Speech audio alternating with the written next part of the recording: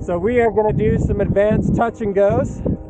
And advanced touch and goes has many benefits, but it's something that you should wait to consider until after you are comfortable with flying and doing some minimal turns, and also have begun to learn to change the acceleration and feather the trigger.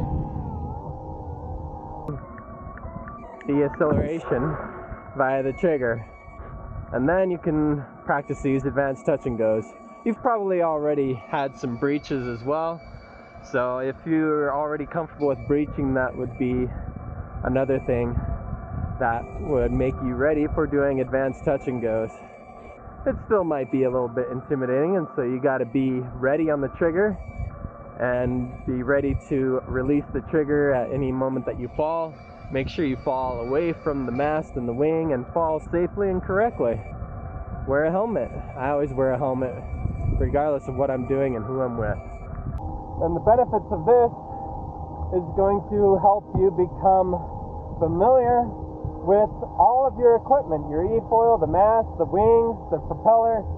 It's going to help you become familiar with the length and the limits of your mast, which is going to be really helpful if you are riding in very smooth glass conditions, or as I like to call it, a house of mirrors, because sometimes it's hard to tell just how high you are, and so your sight becomes very unreliable, and you have to go by feel and maybe even sound. So on this WAYDOO Flyer 1 version 1 Kickstarter, you can feel the vibrations and the sound getting louder as you get higher and higher, because there's less water insulating the vibration and less water insulating the sound. So you can go by sound, you can go by vibration, and you can simply go by the feel of height, up and down, which might be one of the only things you can go by if your eFoil does not make a significant change in vibration or sound as you go up and down the mast. And what you want to do is you want to select a speed that is a notch or two higher than your minimum flying speed. This is going to give you some play in the trigger so that you can accelerate out of any imbalances, toe side, heel side, front and back, because as you go higher and higher, your balance is going to be tested. You're going to be able to pinpoint more precisely where your feet should be on the board to maintain balance at every level of the mast. So this is another benefit of breaching on purpose and doing advanced touch and goes. It just helps you familiarize yourself with everything. Alright. Put on a big wing, the biggest wing you have, if you've never done this before. And all of these things will make it easier. Bigger wing, keep the speed slow with a little bit of play, and then begin. So let's extend this thing and begin. So the ultimate goal is to go up just high enough where you're barely breaching, and then come back down where you're just skimming the surface. You don't want to come up too fast, too hard, and breach so hard that you're going to fall. And that right there is a perfect example of going too high or too steep too quickly. And you don't want to come down so quick that the nose is going to crash into the water and cause your imbalance as well. Which is another reason why you need a little bit more speed than just minimal flying speed. It's going to keep the board level and elevating up like an elevator instead of climbing like an airplane. So you're going to go all the way up and then all the way down. And see if you can just skim the surface. All the way up, all the way down,